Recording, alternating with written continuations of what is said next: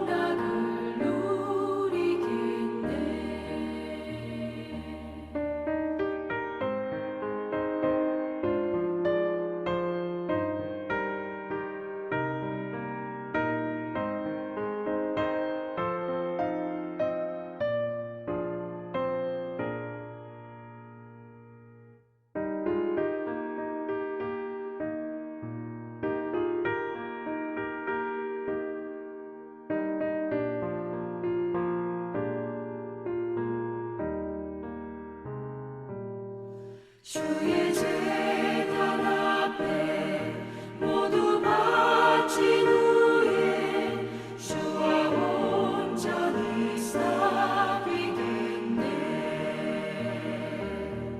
주님 주신 기쁨 또한 그의 사랑 어찌 말로 다 영영하랴. 주의 제단에 산제사 드린 후에 주 내 맘을 주장하니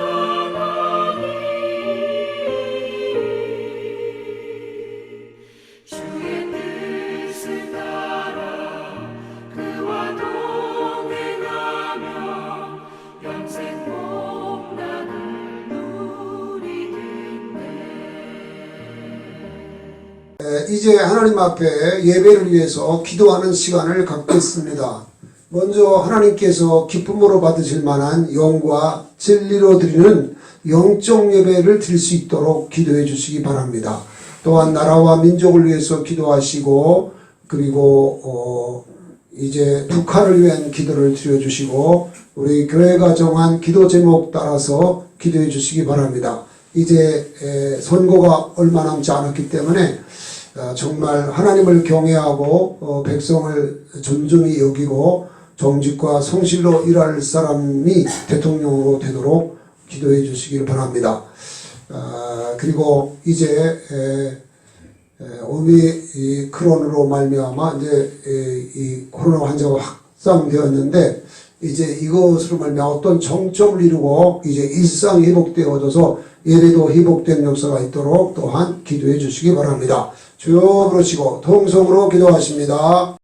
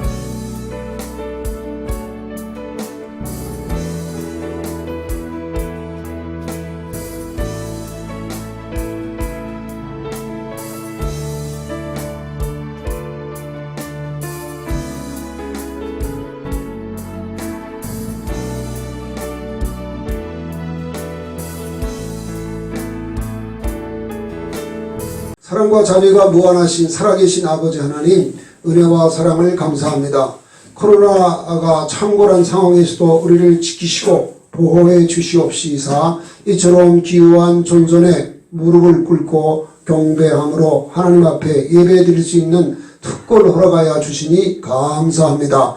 예배 받으시기 위하여서 우리를 지으셨고 예배 받으시기 위하여서 멸망에 빠진 우리를 예수 그리스도를 통하여 구원하신 아버지 하나님, 이제 은혜와 사랑을 감사드립니다. 이제 아버지의 전전에 우리들의 몸과 마음 전부를 드리면서 예배를 드리고자 합니다. 아버지 하나님, 지난 한 주간도 돌아보면 가족들과 사이에서, 직장의 동료와 상사들 사이에서 혹여라도 마음으로, 생각으로, 언어로 행동한 죄는 없었는지요? 돌아보게 도와주시고 진정으로 회개하고 돌이켜서 예수님의 보혈로 정결함을 얻게 하여 주소서. 아버지 하나님, 기뻐 받으시는 우리 몸과 마음 전부를 산제물로 드리는 영적 예배 될 수 있도록 축복해 주시옵소서.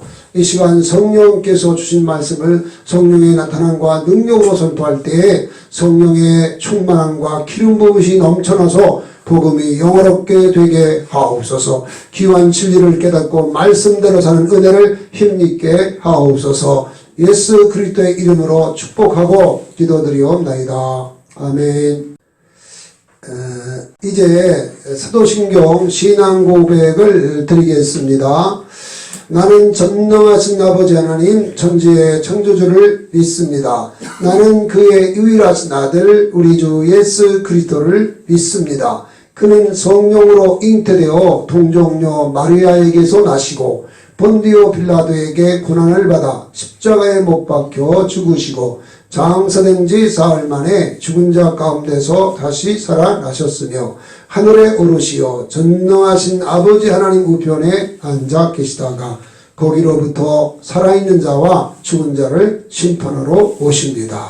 나는 성령을 믿으며 거룩한 공교회와 성도의 교제와 죄를 용서받는 것과 몸의 부활과 영생을 믿습니다.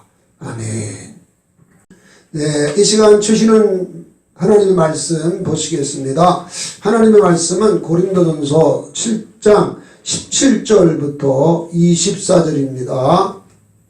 고린도전서 7장 17절부터 24절입니다. 봉독해 올립니다. 오직 주께서 각 사람에게 나눠주신 대로 하나님이 각 사람을 부르신 그대로 행하라.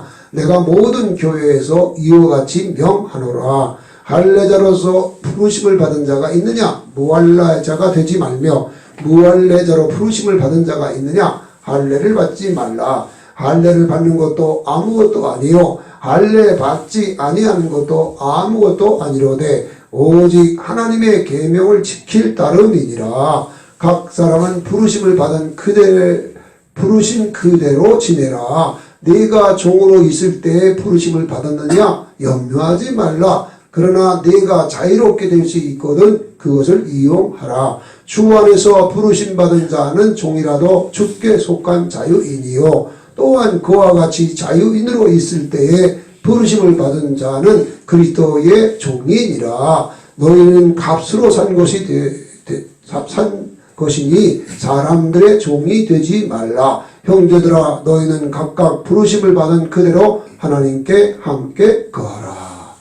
아멘. 네, 예배하는 현장에 우리가 믿고 섬기는 성부와 성자와 성령 삼위 하나님께서 임재해 계신 것을 믿으시기 바랍니다. 본문 말씀에 부르심이란 말이 7번 나옵니다. 하나님께서 사람을 구원의 길로 이끄시는 것이 곧 하나님의 부르심입니다. 로마서 8장 30절에서 또 미리 정하신 그들을 부르시고 부르신 그들을 의롭다 하시고 의롭다 하신 그들을 또한 영화롭게 하셨느니라 말씀하고 있습니다. 네, 하나님께서 에베소 1장 4절 5절에 보면 하나님께서 우리를 창세전에 그리스도 안에서 택정해 주시고 그 기쁠 때 부르셔서 거룩하고 흠이 없는 하나님의 아들들로 불러 세우셨다고 말씀하고 있습니다. 그리고 요한복음 6장 44절에서 예수님은 내 아버지께서 내게로 이끌지 아니하면 내게로 올 자가 없다고 말씀하고 있습니다. 그러므로 하나님의 부르심이 바로 믿음의 동력이 되는 것입니다. 성도 각자에게 주어지는 사명도 하나님의 부르심에 의해서 주어지는 것입니다. 성경에 기록된 아브라함, 모세, 사도들의 생애를 보면 그 사실을 알 수 있습니다.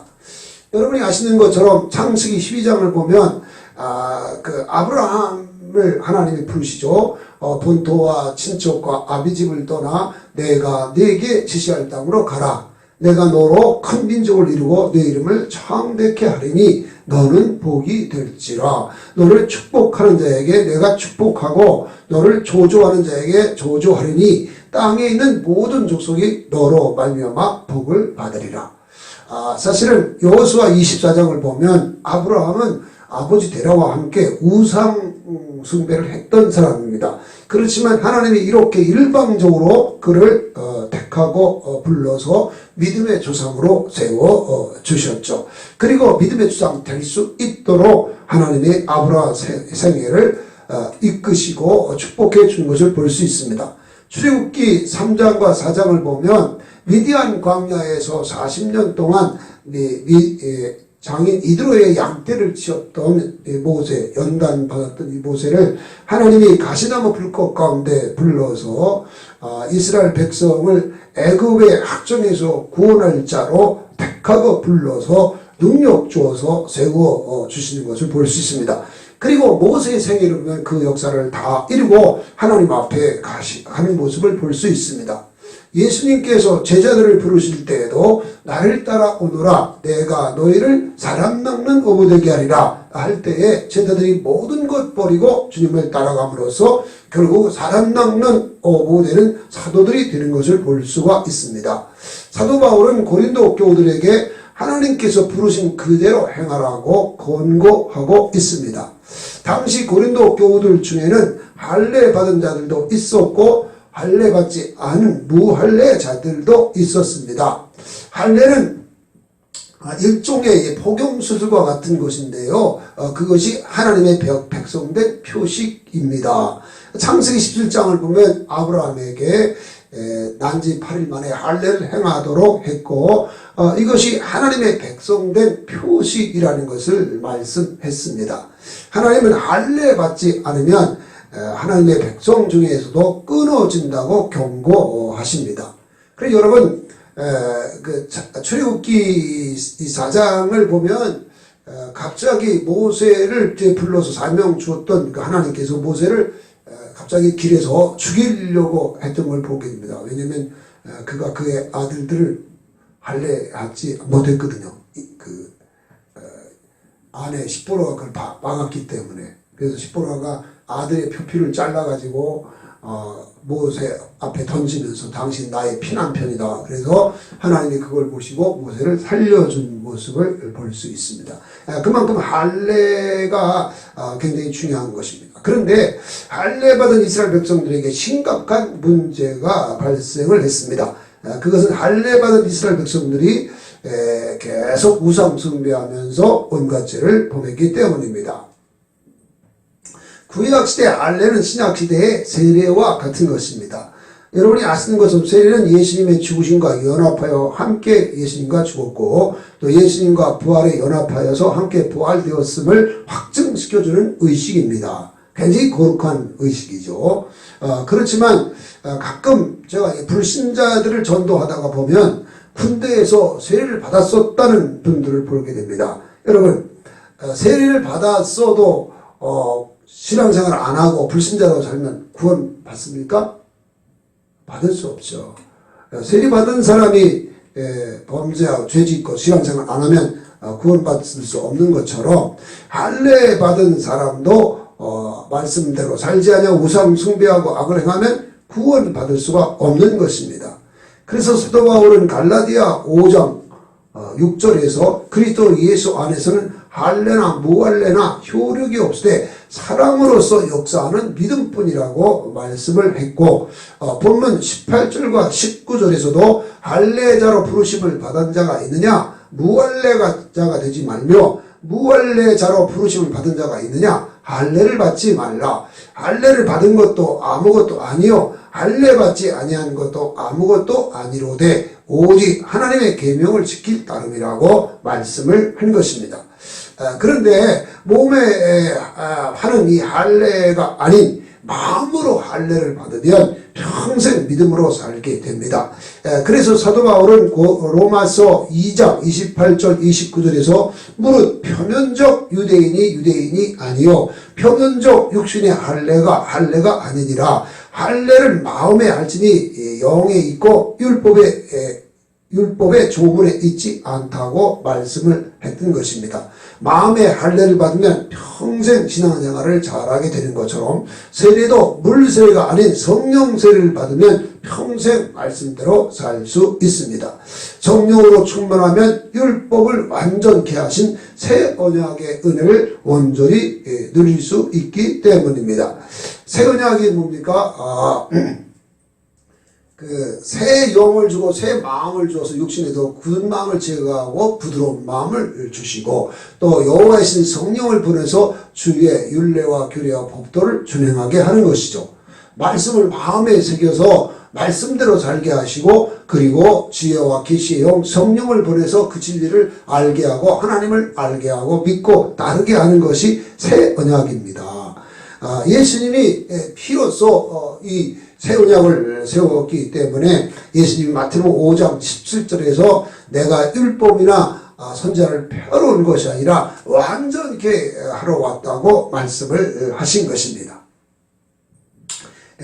그런데 성령이 이렇게 우리가 지은 죄 회개하고 예수님을 구주로 믿으면 새로운 피조물이 되는 거니까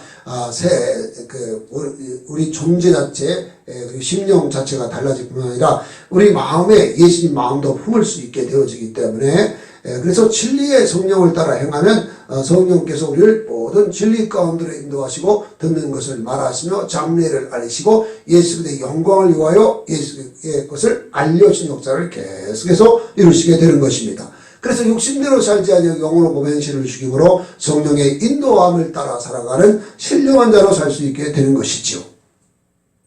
그래서 이제 물세례가 아닌 성령 세례 받은 사람은 물론 성령 세례 받았다고 해서 다 실수도 안 하고 죄도 전혀 안 짓고 그런 건 아닙니다.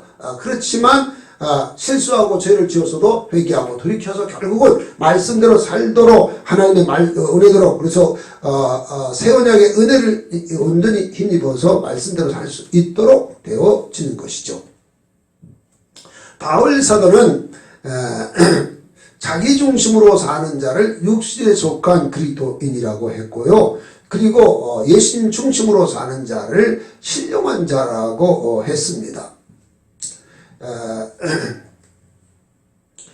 육신에 속한 자는 말로는 예수님을 향해 주여 주여라고를 주님이라고 부르지만 실제는 자기가 주인 돼서 자기 마음대로 사는 것입니다.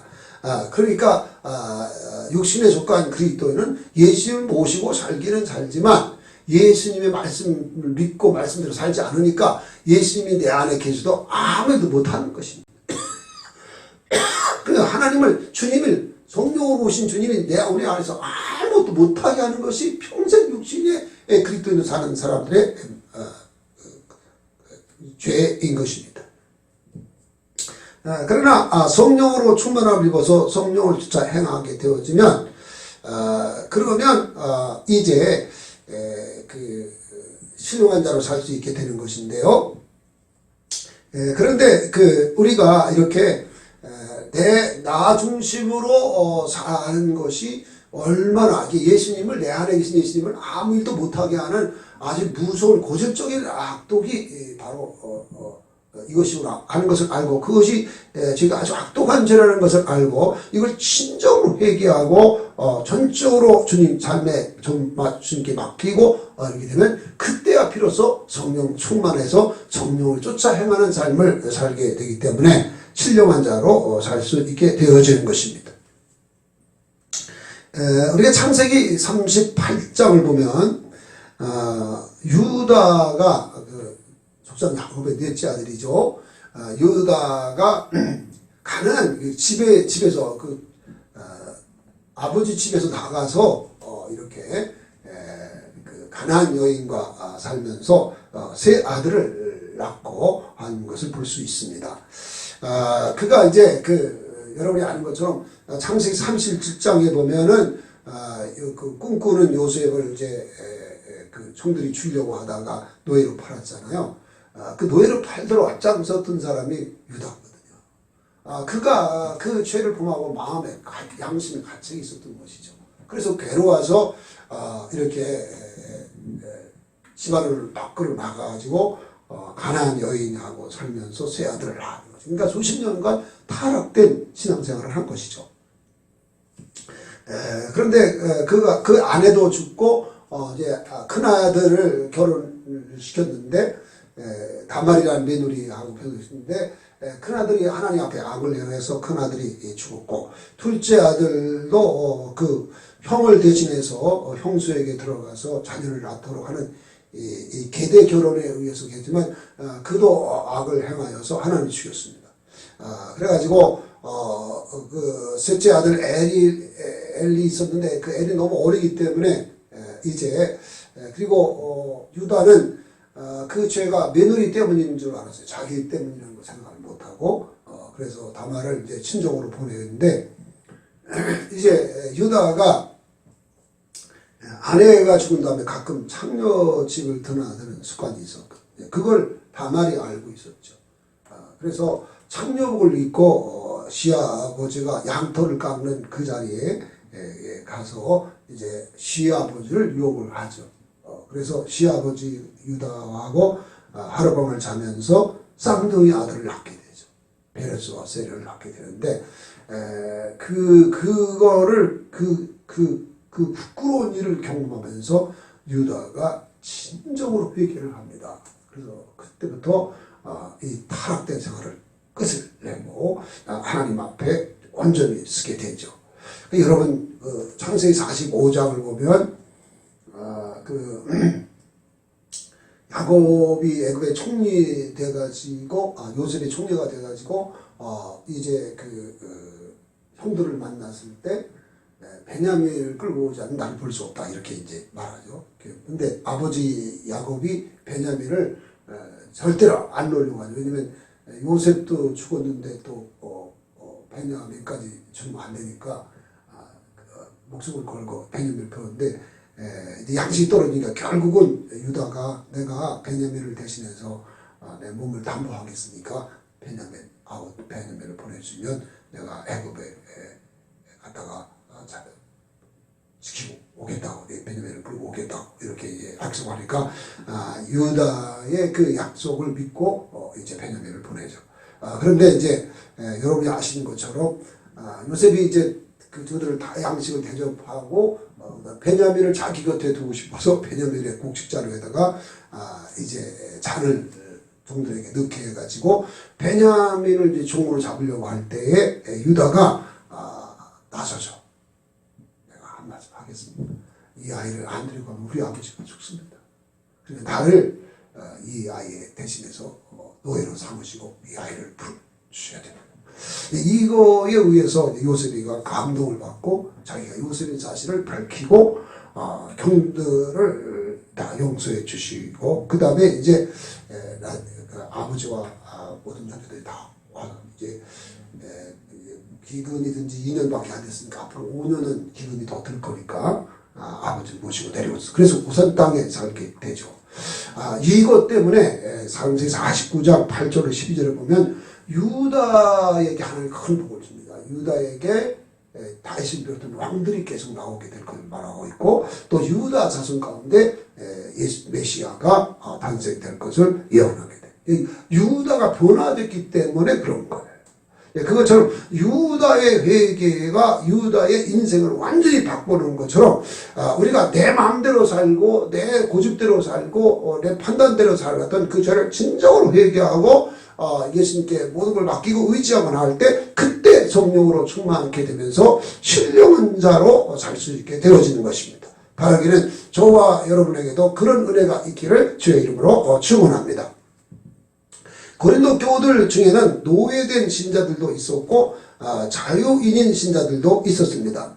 누구든지 여러분이 아시는 것처럼 누구든지 지은죄 회개하고 예수님을 구주로 영접하면 죄사함을 받고 의롭다함을 얻고 영생을 얻습니다. 그때 하나님의 아들로 태어나게 되는 것입니다. 그래서 영접하는 자, 그 이름을 믿는 자들에게는 하나님의 자녀가 되는 권세를 주신다고 말씀한 것입니다. 그래서 이것을 거듭남, 새롭게 태어나는 체험, 거듭남의 은혜라고 말하는 거예요. 물과 성령으로 거듭나는 것이 바로 이것을 가르쳐 말하는 것입니다. 누구나 예수님을 제대로 믿으면 성령 충만할 수 있습니다. 그래서 예수님이 요한복음 7장 38절에서 나를 믿는 자는 성경의 이름과 같이 그 배에서 생수의 강이 흘러나리라 그랬습니다. 뭐 성령 충만의 조건이 다른 게 아니라 예수님을 믿으면 그 배에 생수에 흘러나는 말은 성령 충만할 수 있다는 것입니다. 또한 생명을 얻되 풍성히 얻을 수가 있습니다. 요한복음 10장 10절 이하에 보면 예수님이 도둑이 오는 건 도둑질하고 죽이고 멸망시키는 걸 뿐이요. 인간이 범죄함으로 말미암아 이 도둑들은 마귀한테 지배했잖아요.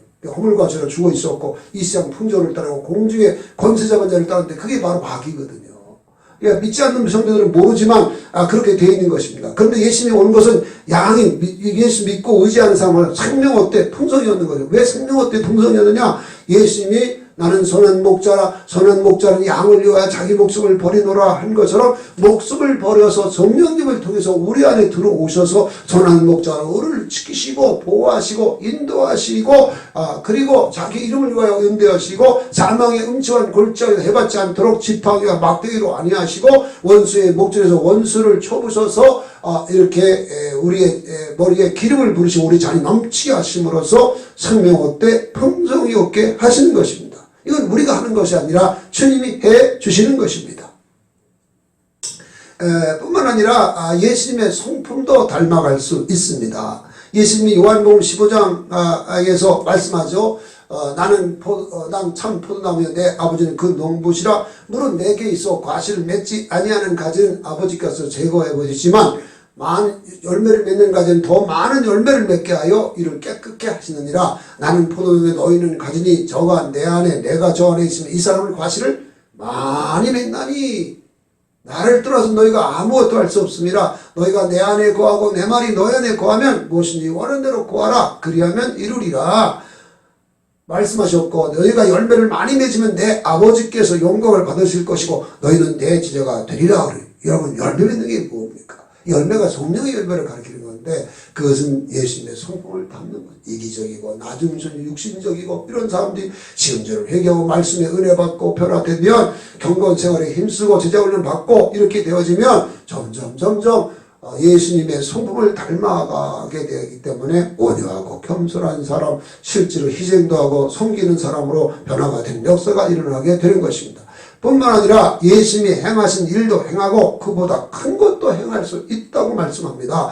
요한복음 14장 12절에 보면 나를 믿는 나의 한 일을 저도 할 것이요 또한 이보다 큰 것도 하리니 이는 내가 아버지께로 가미니라 하는 말씀이 바로 그것입니다.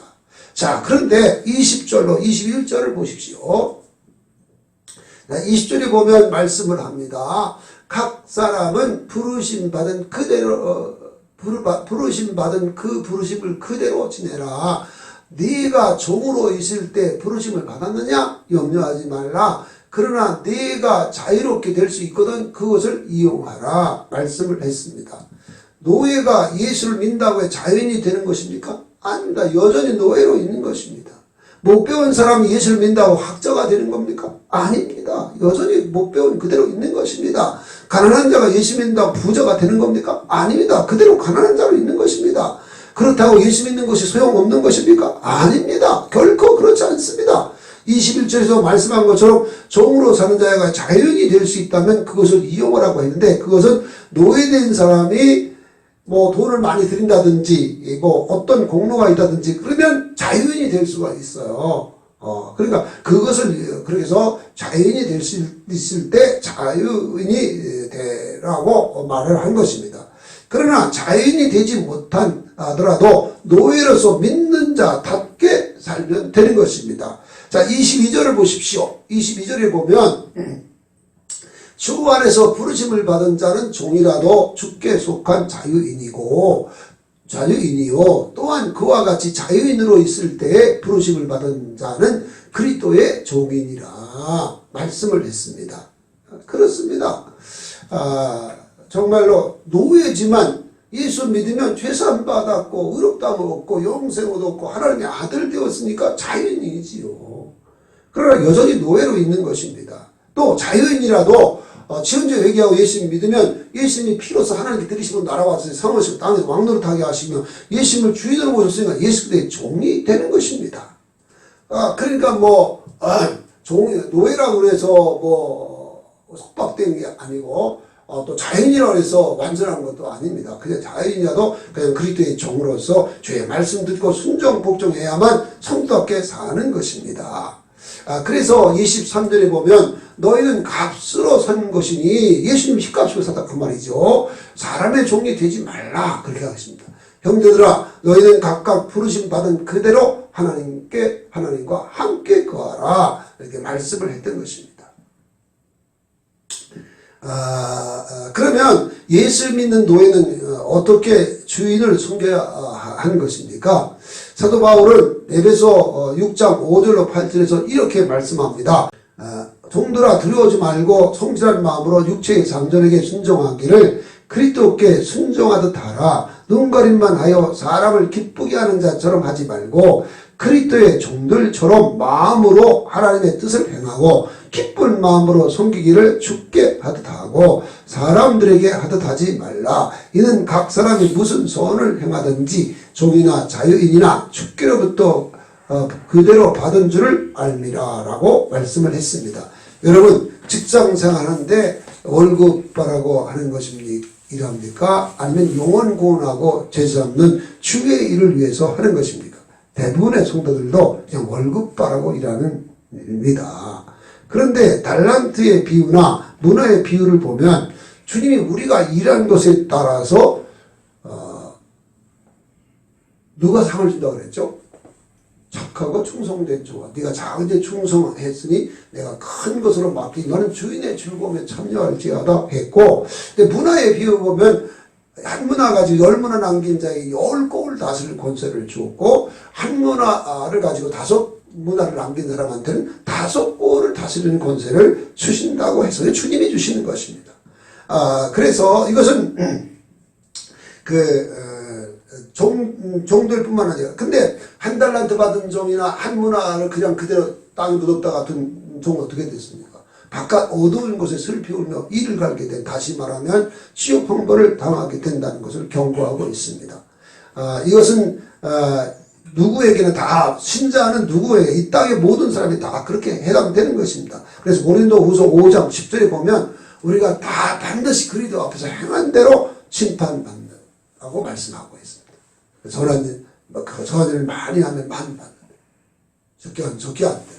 또 잘못됐으면 거기에 벌을, 상벌에 대한 벌을, 심판을 받게 되는 것을 말씀하고 있습니다. 믿음은 번지 점프를 하는 것과 비슷합니다. 번지 점프 할 때 가장 두려운 것은 높은 그 번지 점프 위에서 이렇게 뛰어내릴 때 굉장히 두렵죠. 물론 발에는 이제 끈을 묶어놨기 때문에 떨어져도 뭐 죽거나 뭐 그런 건 아니지만 죽을 것 같은 두려움이 있죠. 근데 번지 점프를 딱 내릴 때 두렵고요. 그 다음에 다 뛰어내린 다음에 빵 하고 이렇게 올라올 때가 이렇게 두렵답니다. 그래서 이제 그런 것 같은데요. 사람은 내 삶을 내가 다스릴 수 있을 때 안정감을 느낍니다. 근데 내 삶을 다스릴 수 없을 때는 아주 크게 두려워하게 되는 거죠. 그래서 이 번지 점프에 이제 올라간, 말하자면 많은 성도들이 번지 점프에 올라갔다가 뛰어내리지 못하는데 그걸 평생 뛰어내리지 못한 채 번지 점프에만 올라와서 늘 두려워하고 이렇게 하는 성도들이 있습니다. 그래서 평생 육신에 속한 그리스도인으로 살게 되는 것이죠. 그러나 믿음을 가지고 뛰어내리면 그러면 우리 하나님께서 하나님을 이제 경험하게 되는 거죠. 여러분 그렇게 여러분 요셉이가 아버지와 어머니 그리고 형들이 다 와서 자기한테 저런 지도자 되는 그 꿈을 두 번이나 겹쳐 꾸죠. 하나님 주신 꿈이죠. 그런데 17살 때 어떤 일이 있었습니까? 형들이 그를 죽이려고 하다가 구덩이에 던져놨다가 그 다음에 미디안 대상들에게 노예로 팔아버리죠. 그래서 갑자기 왕자처럼 집에서 살던 대접받고 살던 요셉이가 갑자기 이제 노예로 되죠. 근데 그가 애굽왕 바로 왕의 그 시위대장인 보디발 장군의 집에서 노예 생활할 때의 모습을 한번 보십시오. 창세기 39장 2절로 5절 여호와께서 요셉과 함께 하심으로 그가 형통한 자가 되어 그의 주인 애굽 사람의 집에 있으니 그의 주인이 여호와께서 그와 함께 하심을 보며 또 여호와께서 그의 범사에 형통하게 하심을 보았더라. 요셉이 그 주인의 은혜를 힘입어 섬김에 그가 요셉을 가정 총무로 삼고 자기의 소유를 다 그 손에 의탁하니 그가 요셉에게 자기의 집과 그의 모든 소유물을 주관한 때부터 여호와께서 요셉을 위하여 그 애굽 사람의 집에 복을 내리심으로 여호와의 복이 그 집과 밭에 있는 모든 소유에 미친지라 말씀합니다. 하나님께서 요셉과 함께 하시기 때문에 요셉이 하는 모든 범사에 형통케 하는 것을 하나님을 믿지도 않고 무상숭배했던 보디발 장군이 그걸 본 겁니다. 그래서 노예였던 이 요셉을 이 모든 노예들과 모든 재산과 이걸 다 아내를 제외한 모든 것을 다 마음대로 주관할 수 있는 청지기로 세워 주신 겁니다. 그러니까 그야말로 이제 요셉이가 갑자기 출세를 하게 된 거죠. 그런데 나중에 보면 이제 보디발의 아내가 계속 요셉을 유혹을 하지 않습니까? 그 유혹을 뿌리친 것이 문제가 돼가지고 나중에 이제 감옥에 갇히게 되죠. 이제 감옥에 갇히게 되는데 그 감옥에 갇혔을 때도 그가 요셉이 얼마나 그 모든 걸 잘 관리하는지 이 전옥이 감옥에 하는 모든 일을 요셉한테 맡기고 털보지도 않았다. 그랬거든요. 그 창세기 39장 21절로 23절에 보면 이렇게 말씀합니다.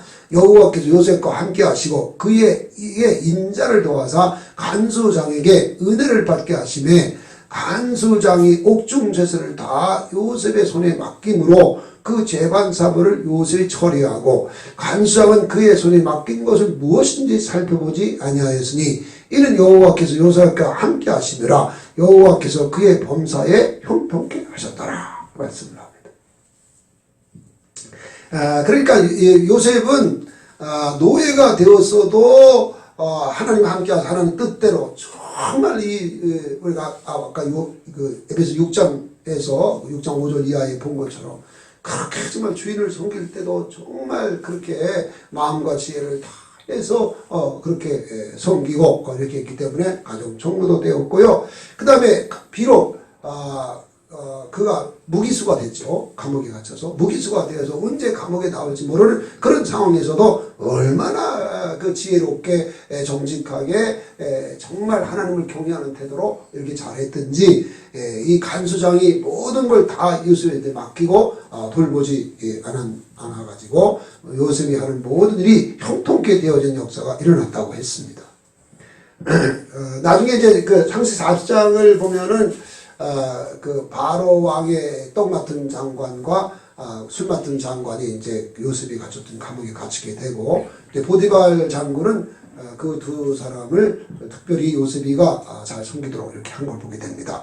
두 사람이 어느 날 꿈을 꿔가지고 이제 두려워할 때 그때 이제 하나님께 요셉이가 왜 얼굴이 그렇게 근심이 가득하냐고 이렇게 물으니까 자들이 꿈 얘기를 하죠. 그 꿈을 해석해 주는데 술 맡은 장관은 요셉의 예언대로 꿈 해석대로 이제 3일 만에 풀려나서 복직이 되었고 떡 맡은 장관은 이제 목매달아 죽임을 당하게 되는 역사가 일어나게 됐죠.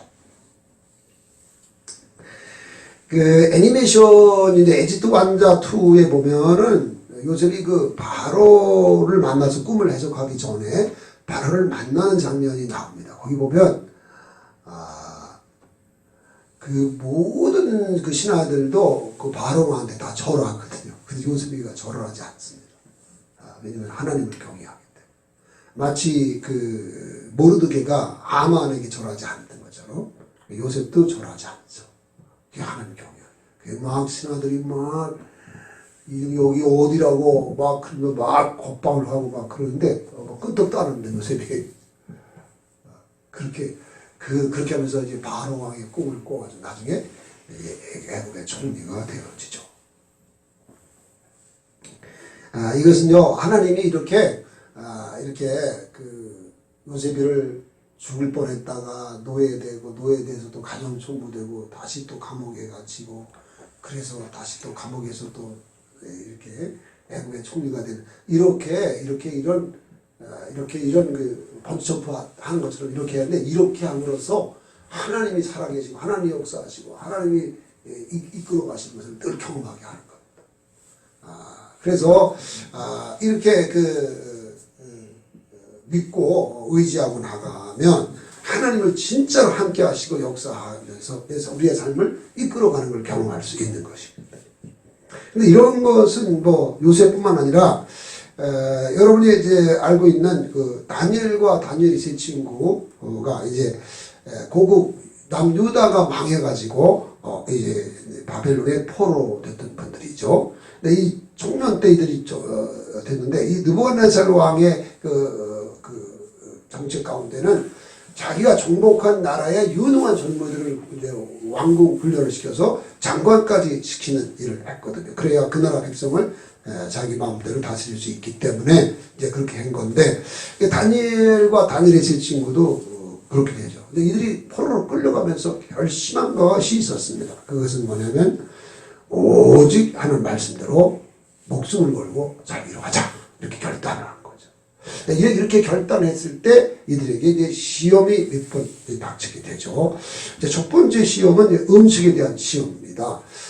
뭐 신약 시대에는 뭐 무엇인지 그냥 감사함으로 먹으면 된 일이지만 구약 성경에는 부정한 음식과 정결한 음식 따로 정해져 있는데 그 느부갓네살 왕이 내려준 그 음식에는 뭐 돼지고기도 있고 술도 있고 포도도 있고 막 그러니까 이제 그 환관장에 구하죠.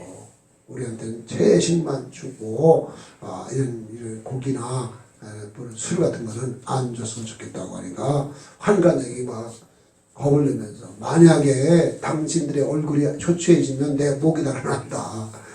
그러니까 다니엘이 말하죠. 열흘만 한번 시험을 해보십시오. 열흘 동안만 다른 사람들은 그냥 왕이 내리는 음식을 먹고 이들은 채식을 먹는데 놀랍게도 채식을 먹었던 이 다니엘과 다니엘이 지금 얼굴이 더 윤택해 보이죠. 그래서 이들이 허락을 받아가지고 결국은 정결한 음식만 먹게 되어지죠.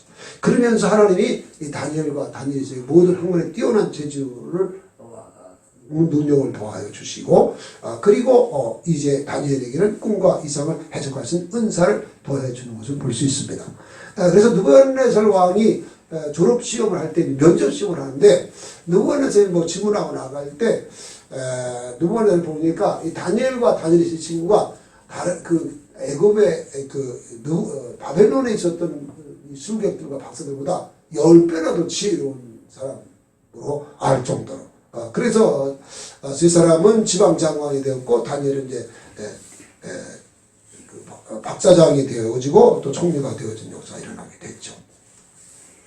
네, 그러나 두 번째 시험이 닥치죠. 그것은 뭐냐면 이건 사드락과 메삭과 아벤노가 다니엘의 세 친구인데 이 친구가 당한 시험인데 이건 다니엘서 3장에 기록되는데 거기 보면 느부갓네살 왕이 이제 두라 평지에다가 이제 자기의 금신상을 크게 이제 만들어 놓고 모든 백성들로 하여금 그 신상 낙성식을 할 때 다 절을 하게 하는데 세 친구가 절을 하지 않죠. 이게 고발돼가지고 이제 풀무에 던져지게 되죠. 풀무에 던졌는데 여러분 아시는 것처럼 풀무에 던져졌는데 그냥 거기 보면 던지는 사람들이 풀에 타 죽었어요. 근데 이들은 탔는데 풀무에 들어가는데 세 사람이 던져 네 사람이 막 그 용광로 그 위에서 찬양하는 모습을 봤는데 느부갓네살 왕이 보니까 한 사람은 신의 아들 들어갔다는데 그것이 바로 예수님이거든요. 내가 거기서 지키고 그래서 특별히 보호를 받게 되죠.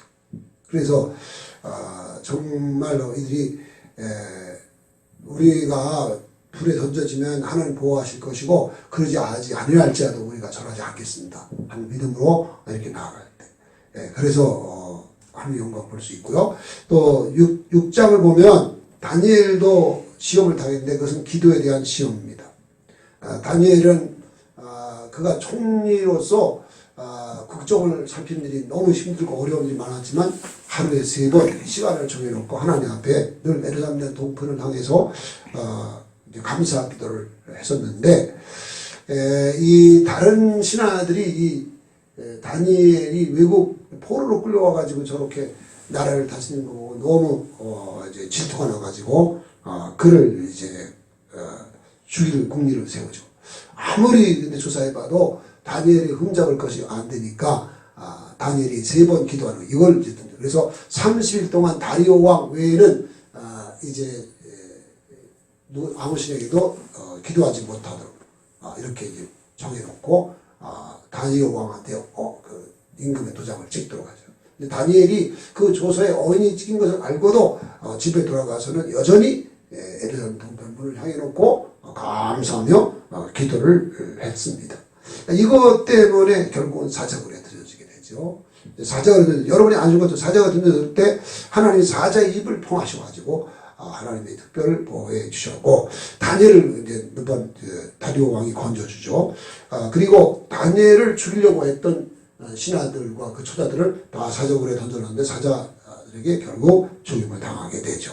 그리고 이제 다니엘은 건짐을 받았고 그리고 나중에 보면 다니엘이 믿은 하나님을 온 백성들이 두려움으로 섬길 것을 다리오 왕이 온 백성들에게 선포한 것을 볼 수 있습니다. 이렇게 말씀드린 것처럼 우리가 노예가 되어서 예수님을 믿는다고 해서 자유인 되는 것도 아니고요. 또 못 배운 사람이 예수 믿는다고 해서 학자가 되는 것도 아니고 가난한 자가 예수 믿는다고 해서 금방 부자가 되는 것도 아닙니다. 그러나 노예라도 요셉처럼 살면 정말로 하나님과 함께 하시며 모든 행사에 형통케 하는 역사가 일어나게 되고 그리고 나중에 애굽의 총리가 되어서 많은 사람의 만민을 이제 건지고 하나님 구속사에 쓰임받게 되어지고 또 포로였던 다니엘과 세 친구 서드락과 메삭과 아벳느고처럼 정말로 이렇게 목숨 걸고 말씀대로 지켜 살려고 하면 시련과 어려움은 있지만 존경받는 백성의 지도자가 되어져서 구속사에 쓰임받게 된다는 것을 알 수가 있습니다. 저와 여러분의 문제점은 뭐냐? 하나님의 말씀을 온전히 믿고 생사를 하나님께 맡겨서 번지 점프하듯이 뛰어내리는 믿음의 용기가 필요하다는 것입니다. 그렇게 살 수 있다면 우리의 신분, 우리의 처지가 어떻든지 부르신 그대로 잘 믿고 나가면 성도의 본분을 다하면서 하나님께 아름답게 쓰임받는 영광을 누릴 수 있습니다. 이 역사가 있기를 예수님의 이름으로 축원합니다. 찬송 드리겠습니다. 찬송가 353장입니다.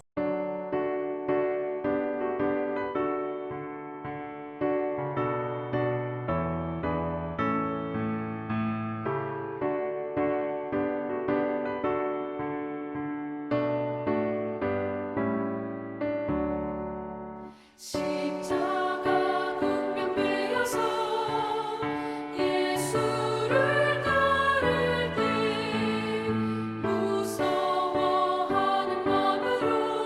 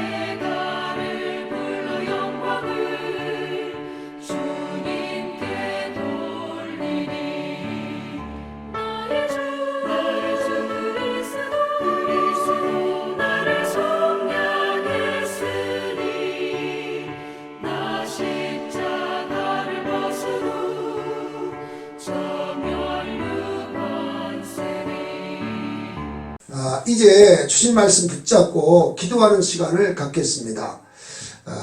아까 말씀드린 것처럼 하나님께 부르심 받았으면 구원도 없고요, 사명도 없고요, 우리의 삶은 절대로 되지 않습니다. 부르심 때문에 믿음이 시작되고, 부르심 때문에 믿음이 진행되고, 부르심 때문에 하나님 보장하시고 우리의 삶을 이끄시고 우리의 삶을 복되게 하신 것입니다. 그래서 부르심 그대로 행하라 그랬거든요. 할례가 받았어도 할례를 받지 못했어도, 그리고 직분이 노예였든지 노예가 아닌 자유인이었든지 어떤 상황에 있든지 부르심 그대로 부르심에 합당하게 사는 것, 우리가 특별히 노예였던 요셉, 또 포로였던 다니엘을 보면서 처지의 상편이 문제가 아니라 우리의 삶을 하나님 앞에 바로 들여서 삶 전체를 맡기고 의지하는 번지점프 하듯이 용기를 가지고 믿음으로 몸을 던져서 해나가는 혈단이 있다면 우리 하나님은 함께 하시고 우리 삶을 복되게 하실 줄로 믿습니다. 이걸 보고 주여 부르시고 통성으로 기도하십니다.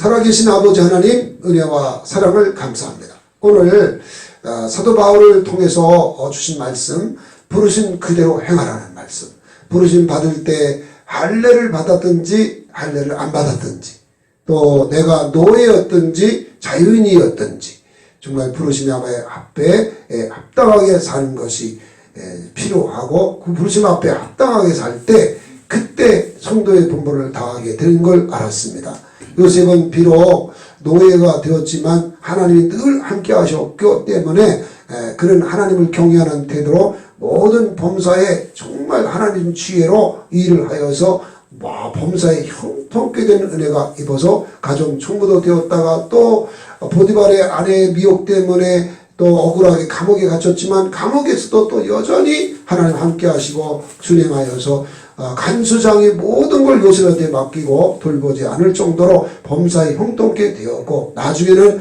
애굽의 총리가 되어 세상 만민의 생명을 건져내고 구속사에 쓰임받는 삶을 살게 된 것을 보았습니다. 다니엘과 다니엘의 세 친구는 노예로 팔려갔던 비참한 사람들이었지만 그러나 오직 말씀대로 준행하기를 결단하고 나아갈 때 하나님 말씀대로 살 수 있도록 시험 가운데도 이겨나가게 하시고 나중에 총리도 되고 또 지방 장관도 되어져서 구속사에 아름답게 귀하게 쓰임받은 것을 보았습니다. 우리도 다니엘이 믿는 하나님 또 요셉이 믿는 하나님 우리도 믿고 또 다니엘이 베풀어 준 은혜, 요셉이 베푸는 은혜를 동일하게 우리도 베풀어 주신 줄 믿습니다. 이 은혜를 다 같이 힘입고 정말 믿음을 가지고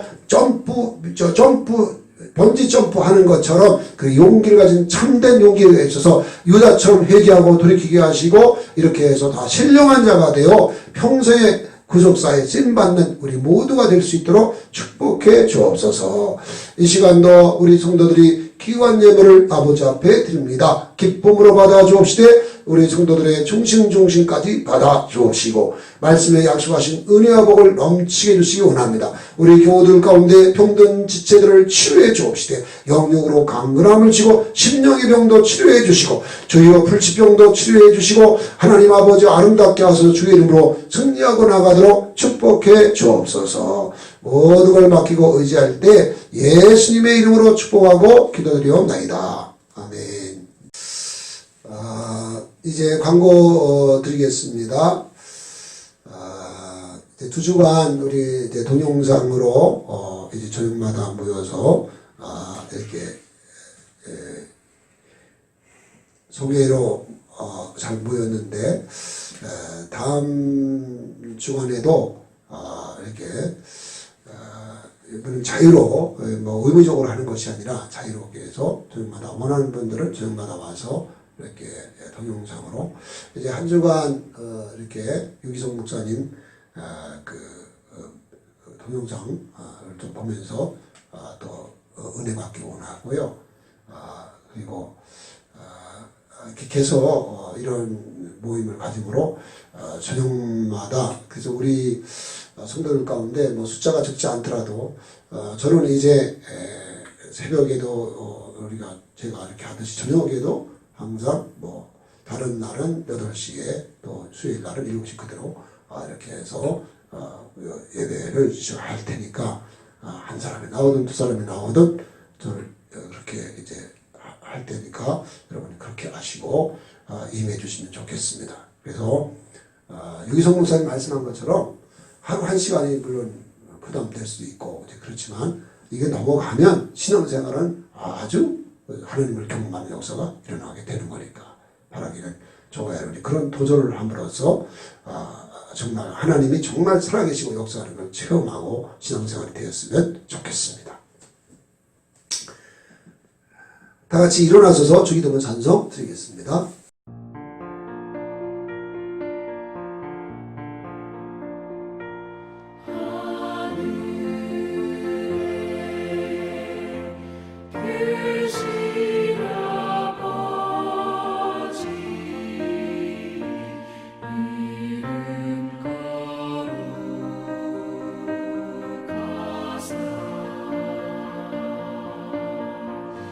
주님 나라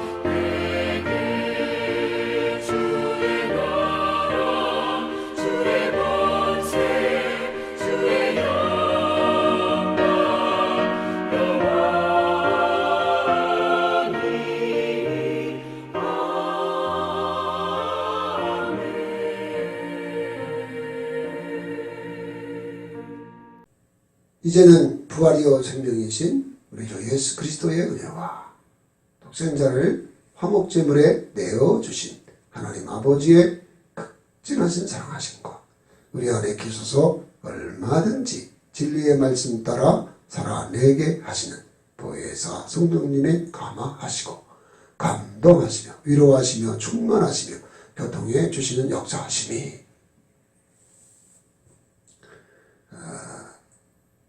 부르신 그대로 준행하여 또 요셉처럼 또 다니엘처럼 하나님을 경외하는 태도로 준행함으로써 하나님 늘 함께 하시고 역사하는 것을 경험하고 간증하고 영광 돌릴 뿐만 아니라 구속사의 귀하게 쓰임받기를 원하는 우리 귀한 성도들의 머리머리 위에와 저들의 가정과 직장과 사업장과 삶의 현장 위에 빛갖추고 사신 몸된 교회와 선교사님들과 열방 위에 이제로부터 영원까지 함께 계시옵기를 축원하옵나이다. 아멘.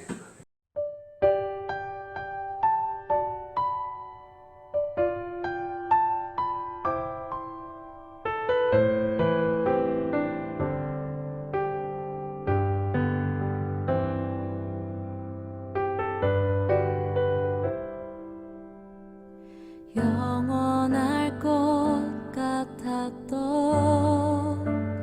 일상들을 하나둘 잃어가고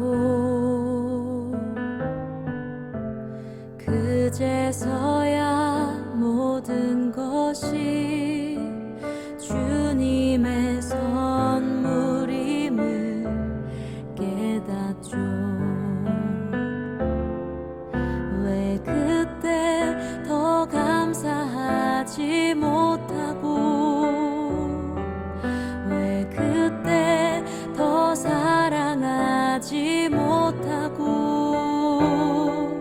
그저 당연하게 그저 익숙하게 그냥 그렇게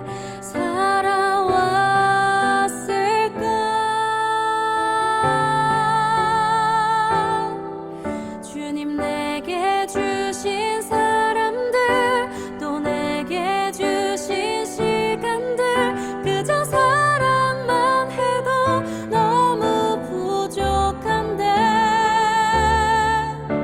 익숙하고 무뎌져서 소중함을 잃지 않고 그저 사랑만 하며 후회 없이 사랑만 하며 살기 원해.